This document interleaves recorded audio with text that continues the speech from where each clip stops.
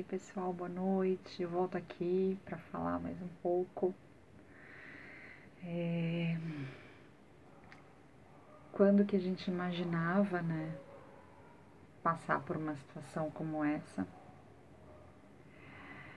Há pouco tempo, antes de 1990, antes do advento da tecnologia, eu sou daquela época que de São Paulo a Rio, que tá tão pertinho, a gente esperava uma semana às vezes para receber uma carta em que a gente recebia os memorandos, né, da empresa. Em 96, eu me lembro, e por até 2000 e muito mais, a gente recebia os memorandos, né, da empresa. Eu trabalhava em vendas na rua e a gente se reunia para receber aquelas cartas, aqueles papéis, né. Hoje eu até fiz um post sobre isso, do quanto nós evoluímos em várias coisas. Porém, a gente nunca imaginava, né, que a gente ia ter um contato tão próximo assim com outros países, né, de estar sabendo das coisas assim em tempo real. A gente nunca imaginava que a gente ia reencontrar pessoas da nossa cidade, de outras cidades, por meio da tecnologia, né, dos meios de comunicação, de estar acompanhando. Isso é tão bom, né? E isso tudo, querendo ou não, foi trazendo pra gente um pouco do quanto a nossa vida está conectada, né? A rede, a internet, que é algo que a gente não vê, ela existe, né? Então eu teclo aqui no meu celular ou o próprio vídeo e está chegando do outro lado em questões de milésimos de segundo.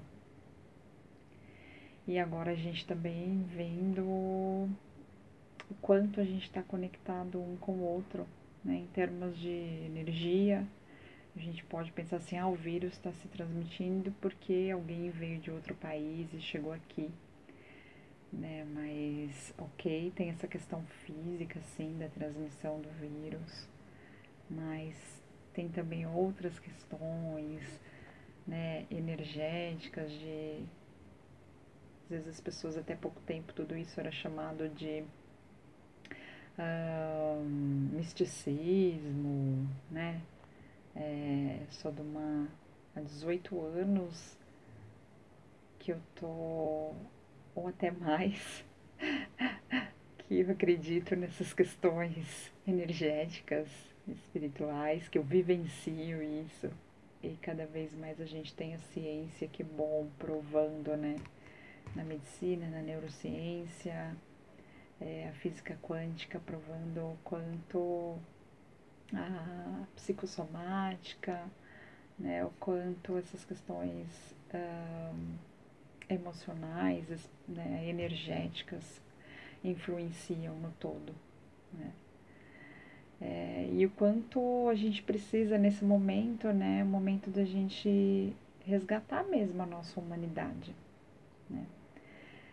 Por um lado, a gente vê, infelizmente, né, pessoas que diante de um momento como esse acham que é uma oportunidade para ganhar dinheiro, né? Tudo isso acontecendo, e tem pessoas ainda pensando em ganhar dinheiro à custa de outras pessoas, né? Como o preço do álcool em gel, coisas que sumiram no mercado, que pessoas querem estocar e não pensam nas outras, né? Outras querem comprar de monte para poder vender num preço maior e acham ok, correto, cada um tem a sua verdade. Mas no momento desse a gente também vê coisas maravilhosas, né? Do quanto desperta o que a gente tem dentro da gente, que é a nossa humanidade. E eu acabei lendo aqui alguns artigos falando sobre o que é se humanizar, né? É algo que é tão simples, faz parte da gente, a gente esquece, né? E eu achei lindo assim a definição desse artigo, até da educação, né, citar aqui as autoras, Martins, Rabelo e Costa, um artigo de 2005 falando de educação humanizada, e elas definem, por um outro autor, que é o Trentin, que humanizar é tornar-se humano, adquirir novos hábitos mais apropriados sobre o prisma da ética e da moral, distanciando-se da ignorância, da estupidez e, olha, do desamor. É educar-se sendo mais benévolo, evoluir o eu espírito, né? A nossa essência, né? Ou seja, o processo de humanização está relacionado com o processo interior, de evolução interior, né? Nós estamos precisando despertar essa benevolência, né? Despertar esse eu espírito que não tem a ver, que as pessoas acharam que tem a ver só com religião, mas que faz parte de todos nós. Todos nós temos isso dentro da gente, que é se reconhecer no outro, né? Que é buscar ser uma pessoa melhor, que é nesse momento não pensar só na gente, mas perceber que uma ação nossa pode ajudar quantas pessoas e que nós não vivemos sozinhos, nós vivemos em conjunto, nós dependemos um do outro para viver, né? A gente está vendo o pessoal da saúde, se não fosse o pessoal da saúde, é o pessoal que trabalha com alimento, qualquer pessoa, pessoal que trabalha com a limpeza nas ruas, todos nós precisamos um dos outros, né? Não dá mais para a gente ficar querendo explorar, né, os outros, né? Não dá mais para isso. Então, essa é o momento realmente da gente despertar para essa humanidade que a gente tem, né? Pra gente, aqui tá falando, né? Amar o próximo como a si mesmo, né?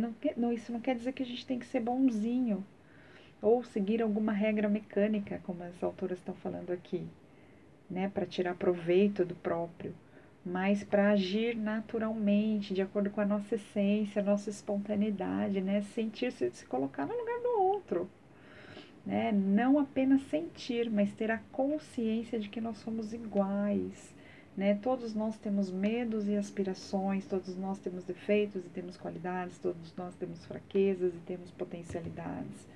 Todos nós temos dúvidas e temos certezas, isso é inerente a qualquer ser humano, independente da raça, da cor, do credo, da religião, da posição econômica, independente de qualquer coisa, isso faz parte do humano. Nós precisamos nos reconhecer, nós precisamos nos ajudar, né? Quantas coisas lindas estão acontecendo na Europa, de pessoas se ajudando, do governo colocando, tendo fazendo o seu papel realmente de governante, né? Que é olhar para a população, que tá ali naquele cargo, que ele foi eleito pelo povo, que ele está cuidando do dinheiro do povo e nesse momento cuidar realmente da população. É lindo ver isso, né? E como nada é por acaso, eu estava buscando aqui esse artigo que fala sobre humanizar e eu acabei achando um outro artigo que há muito tempo assim eu guardei e que também queria falar, que reforçar mais uma vez, né, dessa importância de despertar a nossa humanidade, fazer a nossa parte como humanos, mas não ter medo, né, desse momento. E aí eu achei esse artigo do Eduardo Galeano, né, esse escritor uruguaio, que fala sobre o medo, viver sem medo, né? Então ele fala aqui, ele começa falando da questão do medo, né? Se você tem medo, e aí se você ama, você terá AIDS. Se você tem medo e fuma, terá câncer.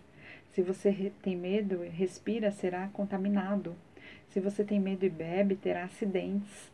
Se você tem medo e come, terá colesterol. Se fala, terá desemprego. Se caminha, terá violência. Se pensa, terá angústia. Se duvida, terá loucura. Se sente, terá solidão. Para ter fôlego é preciso ter desalento. Para se levantar, tem que saber cair. Para ganhar, tem que saber perder. E temos que saber que assim é a vida e que você cai e se levanta muitas vezes.